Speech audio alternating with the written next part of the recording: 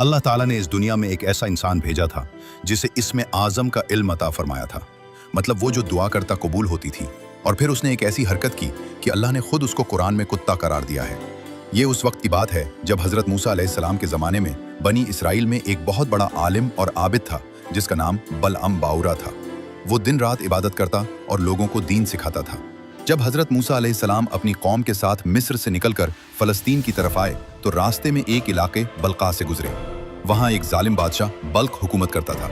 बादशाह ने जब सुना कि मूसा की कौम बहुत ताकतवर है, समंदर उनके लिए फट गया था, तो बादशाह खौफजदा हो गया और बलम के पास आया। उसने ढेरों सोना, चांदी, जायदादें और तोहफे बलम के सामने रखे और कहा, मूसा की कौम के खिलाफ बद्दुआ करो, ये तमाम दौलत तुम्हारी हो जाएगी। बलम ने रात को अल्लाह से दुआ की। अल्लाह ने ख्वाब में मना फरमाया, मूसा मेरा बंदा है, उनके खिलाफ बद्दुआ न करना।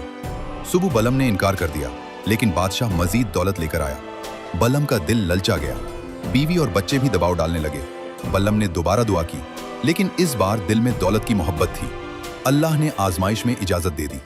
अगले दिन बलम अपनी गधी पर सवार होकर एक पहाड़ की चोटी पर गया, जहां से बनी इसराइल का पूरा कैंप नजर आता था। जब बलम ने इसमें आजम पढ़कर बद्दुआ शुरू की तो इंतहाई अजीब बात हुई। उसकी जबान से बद्दुआ की बजाय उल्टा दुआ निकलने लगी और उसकी जबान खुद बखुद पुकार उठी, ए अल्लाह, मूसा और उनकी कौम को कामयाबी अता फरमा, उन पर अपनी रहमत नाजिल फरमा, उनको फतह दे। उसने दोबारा कोशिश की, फिर तीसरी बार, मगर हर बार उसकी जबान से मूसा अलैहिस्सलाम के हक में दुआएं निकलती रहीं। अल्लाह ने उसकी जबान को पलट दिया था। और फिर बलम ने शैतानी तदबीर सोची। उसने बादशाह से कहा, खूबसूरत औरतों को बनी इसराइल के पास भेजो, जब वो गुनाहों में मुब्तला होंगे तो उन पर अल्लाह का अजाब आएगा। और यह मंसूबा कामयाब हुआ। कुछ लोग फितने में फंस गए, ताउन की बीमारी फैल गई और 24,000 लोग हलाक हो गए। अल्लाह ताला ने कुरान पाक में सूरतुल आराफ में बलम को कुत्ते की खासियत वाला कहकर जिक्र फरमाया है, जिसका मतलब यह है कि कुत्ता हर हालत में अपनी जबान लटकाए रखता है। भूखा हो या पेट भरा हो, गर्मी हो या सर्दी, हर वक्त उसकी जबान बाहर निकली रहती है। बाज़ उलमा कहते हैं कि बलम की जबान हकीकत में लटक गई थी।